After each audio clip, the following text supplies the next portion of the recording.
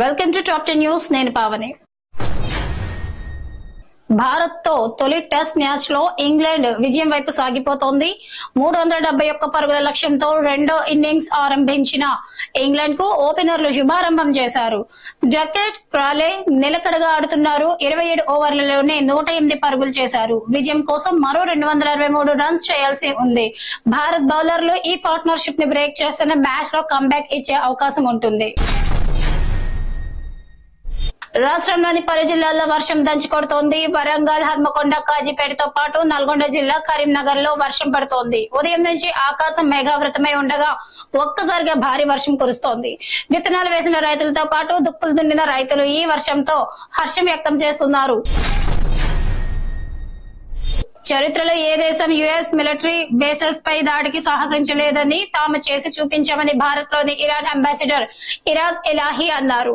Qatar, Iraq దేశాల్లోని US base పై attack చేశామన్నారు. ఒకవేళ యుఎస్ మళ్లీ చట్టవిరుద్ధంగా వ్యవహరిస్తే భవిష్యత్తులోనూ దాడికి వెనుకాడబోమని ట్రంప్ హెచ్చరించారు.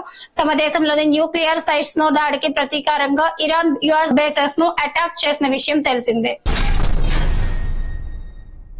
అధికారం చేపట్టిన నాటి నుంచి ప్రజలకు ఇచ్చిన హామీలను ఎంత చిత్తశుద్ధితో అమలు చేశారో చెప్పాలని కూటమి ప్రభుత్వాన్ని మాజీ మంత్రి పేర్ని నాని ప్రశ్నించారు. చంద్రబాబు, లోకేష్, పవన్ అబద్దాలు చెప్పడం, జగన్ ను తిట్టడమే పనిగా పెట్టుకున్నారు. ఎన్నికల సమయంలో జగన్ 14 లక్షల కోట్ల రూపాయలు అప్పు చేశారని చంద్రబాబు, లోకేష్ తప్పుడు ప్రచారం చేశారు. మీరు తొలి ఏడాదిలోనే 1.62 లక్షల రూపాయల కోట్లు అప్పు చేశారని ఆరోపించారు. యువతకు స్కాలర్షిప్స్ అందించేందుకు రామకృష్ణ మఠం మరోసారి ముందుకు వచ్చింది. 18 నుంచి 30 ఏళ్లలోపు వారికి జాతీయ స్థాయి online scholarship test నిర్వహించనుంది. Swami Vivekananda practical వేదాంత జ్ఞాన యోగ ప్రసంగాల ఆధారంగా రూపొందించిన నాలెడ్జ్ స్ట్రెంగ్త్ అనే పుస్తకంపై టెస్ట్ నిర్వహించనుంది. మాక్ టెస్ట్ జూలై 20న జరగనుంది. ఎంపికైన 150 మందికి స్కాలర్షిప్స్ ఇవ్వనున్నారు.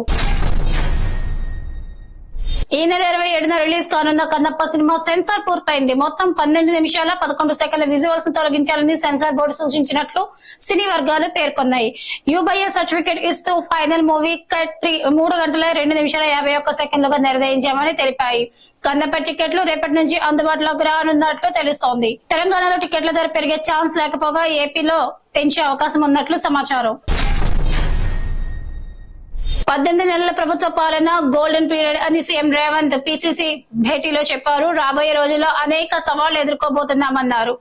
డిలిమిటేషన్, మహిళా రిజర్వేషన్ బిల్లు, జమిలీ ఎన్నికల రూపంలో సవాళ్లు తమ ముందుకు రాబోతున్నాయని చెప్పారు. బూత్, గ్రామ, మండల స్థాయిలో పార్టీ కమిటీలు ఏర్పాటు చేసి బలోపేతం చేయాలని నేతలకు సూచించారు. అవసరమైతే తాను గ్రామాల్లోకి వెళ్లడానికి సిద్ధంగా ఉన్నానని కూడా స్పష్టం చేశారు. గాంధీ భవన్ లో ధర్నాలు చేయొద్దని సీఎం రేవంత్ రెడ్డి పార్టీ నేతలపై సీరియస్ అయ్యారని తెలుస్తోంది. పార్టీలో క్రమశిక్షణ ముఖ్యమని, ఏమైనా సమస్యలుంటే తన దృష్టికి తీసుకురావాలని సూచించారని సమాచారం. అటు యాదవులను పట్టించుకోవట్లేదని పీఎస్సీ సమావేశంలో అంజనీ కుమార్ యాదవ్ రేవంత్ దృష్టికి తీసుకొచ్చినట్లు తెలుస్తోంది. తమకు సరైన ప్రాధాన్యత ఇవ్వట్లేదని, అసంతృప్తి నెలకొందని చెప్పినట్లు సమాచారం. అహ్మదాబాద్ లో ప్రమాదానికి గురైన air India flight black box Bharat లోనే ఉందని కేంద్ర మంత్రి రామ్మోహన్ నాయుడు వెల్లడించారు. Aircraft accident investigation bureau ఆ బ్లాక్ బాక్స్ ని తనిఖీ చేస్తున్నట్లు తెలిపారు.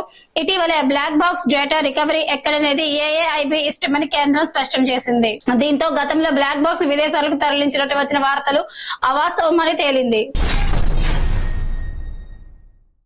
భర్త మృతి తట్టుకోలేక భార్య ఉరివేసుకుని తలచారించిన ఘటన బొల్లారంలో జరిగింది. స్థానికులు తెలిపిన వివరాలు, వైఎస్ఆర్ కాలనీలో గొల్ల గణేష్, అమరావతి దంపతులు నివసిస్తున్నారు. అనారోగ్యంతో శనివారం గణేష్ మృతి చెందాడు. దీంతో మనస్తాపానికి గురైన భార్య అమరావతి సోమవారం ఉరేసుకొని చనిపోయింది.